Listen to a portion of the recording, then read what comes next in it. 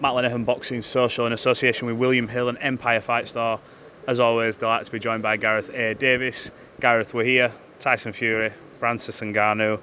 It's not the usual boxing press conference we used to seeing Tyson Fury with, but he's going to be coming across the room with a guy who's the hardest puncher in combat sports. What do you make of this whole event? It's going to bring a lot of stars out. Well, I'll answer that in a minute. I just want to say hello, Lifesaver. There's a story behind that, and one day we will tell it on air, but not right now. There's a time and a place. No, it's not a bad thing, but this guy's a lifesaver. In a really serious way when you think about it. Yes. It's an enormous event.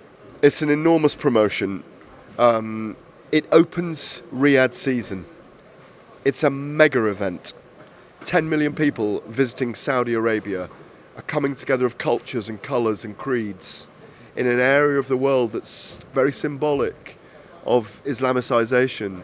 It's a very deep cultural event between a giant African fighter who's got an incredible narrative, an incredible story, and the Gypsy King from 10 generations of bare-knuckle fighters. We know the story. I think it's the coming together of a major event, and it is era-changing. We know that part of the world wants to invest in boxing, in big-night boxing. They know it brings eyeballs, drama, theatre. That's why we're involved in this ourselves.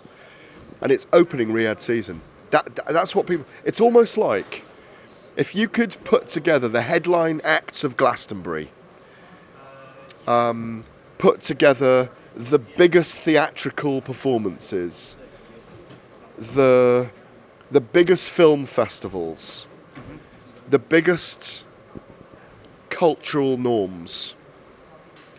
Imagine if there was a heavyweight title fight that opened Cannes Film Festival, opened Glastonbury, all these things. It's bigger than that. It's enormous. The eyes of the world will be on this. Two amazing stories. Jeopardy for Tyson Fury. Because if he gets beaten by this big guy, he's in trouble. He is in trouble. He cannot afford to lose. And there's a rematch clause, by the way. So it shows that there is some jeopardy here. I was just about to ask you, I mean, that's news to me, a rematch clause in a fight like this. I believe there is a rematch clause. I hear. Why wouldn't there be? Well, yeah, as a just in case, I suppose. Of course.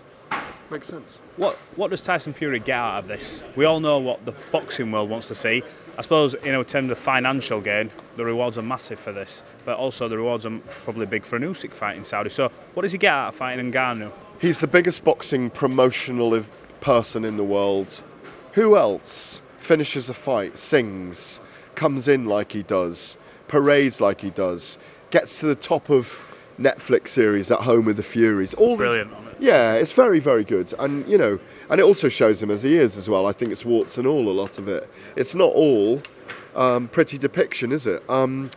So he's a big star in the sports world. He's so recognisable. 500 million people subscribe to Netflix, don't they? So that's enormous. Francis Ngannou has become one of the big names in the world of UFC, heavyweight champion. He's stepped away. He's with the Professional Fighters League now, wants to drive his career, and he's got a massive opportunity against Tyson Fury. And these two characters will create a dramatic and impactful event. What do you make of, obviously, a lot of the sort of the surrounding things of it? You've got like John Fury, huge personality, and he's saying these usual, look, I'll tell you what, if Mike Tyson wants to have a dabble on the undercard, what do you make of that? Because obviously Mike's training in Francis, it's a lot of talk, but it makes for a big fight build-up, doesn't it? It does. I did repost that the other day, and there were a lot of comments about it, like what a joke and this, that and the other, but I don't think it will happen, because I think it's a proper boxing event. I understand the undercard they're putting together is enormous and very, very good.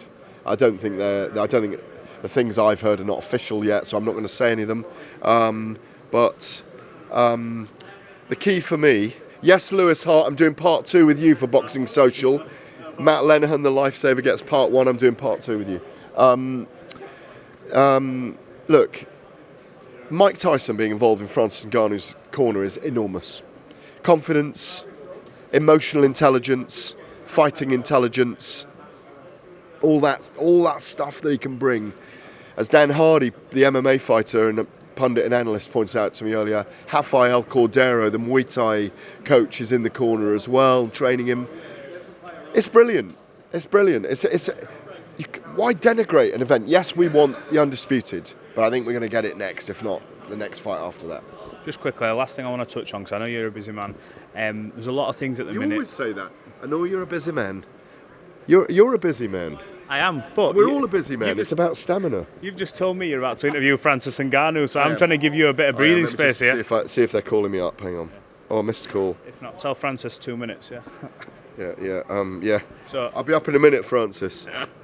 So he's got an important interview to do. So last thing I want to touch on that's come out recently, there's a big thing surrounding Vada, UKAD and all these other surrounding things. Now I've seen talks about Simon Jordan come out and he's referenced, why we're using like Vada when in terms of jurisdiction. But surely after everything that's gone on, Vada is still that extra form of protection, even though it doesn't offer the jurisdiction. Yeah. What's your thoughts and takes away from all that? What's come out in the kind of jetsam and flotsam of all of this is there isn't enough testing, and when people are tested they get caught, and a lot of high profile names, or I say 4 or 5 in the last 10 months, isn't it?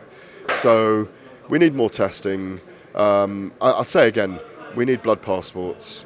From the beginning people turn pro and then they need to try and work through a system from there. It's a horrible subject because we don't want people cheating in the sport, in an inherently dangerous sport, and we need to safeguard everyone. Absolutely, look, 100%. Gareth Davies, I appreciate your time. Thanks for talking at Boxing Social. We'll catch up after this press conference with Lewis. Lovely, cheers.